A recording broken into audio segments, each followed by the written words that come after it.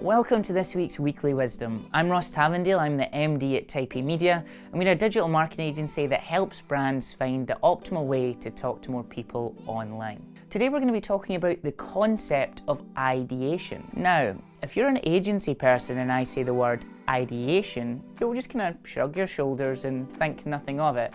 However, if you're not from agency land, you are probably just sick in your mouth right there. But ideation is when we get together to work out the ideas for our next PR campaign that we're going to run. And although sometimes it can look like sitting in a room on beanbags thoughtfully looking out the window, there is actually a lot more to it than that. Firstly, we need to know who we're producing the content for. If we know the people we're trying to reach, we can start to come up with ideas that will resonate with the audience. So, in order to do that, first and foremost, we're going to go to Facebook Audience Insights in order to get an idea of what our audience is like. To see all that data, essentially what we want to do is we want to take all the outliers and start making assumptive statements about these people. For example, if you shop at Lidl or Aldi and as well have a bunch of voucher code and coupon sites, we can assume that that person is probably a value shopper. If we see an affinity to hyper-violent sports, glamour brands and BMW 5 Series, we can probably assume that that person is a bit boring. No, I'm only kidding. We would assume that they like status and competition. When we've got all these things on the board, we write the headings: identity, social information, and utility. Identity is when you have a piece of content that is better defining you than you are better at defining you. Typically, identity pieces center around demographics and your affinities. So for example, a piece about men would count as identity, just the same way a piece about people with ginger hair or Game of Thrones fans would also be an identity piece. Next up is social information. Have you ever heard that we live in our own social bubble? The way the algorithms on social platforms work, they tend to feed you more of the same content. So for example, if you click on pop music, they're going to give you more pop music.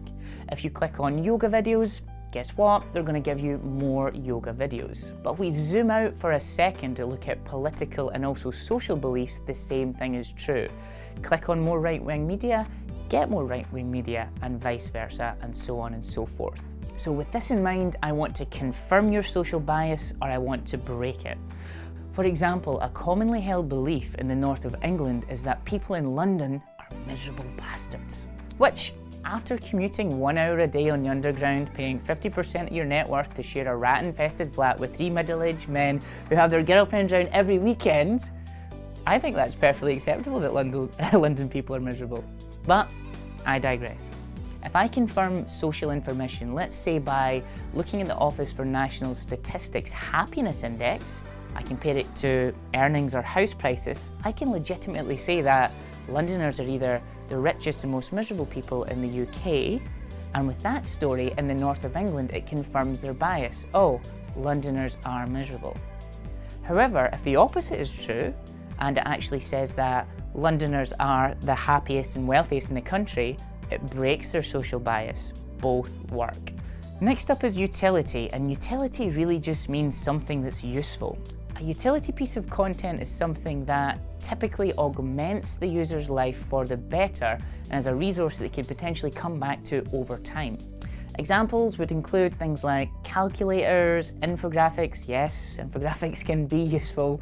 Examples of this type of content would maybe be like a mortgage calculator or a piece that says what 2,000 calories looks like in fast food, or maybe like the alcohol that's best for your skin. These pieces are typically something that's interactive, but you can get away with things like a basic flat table of information.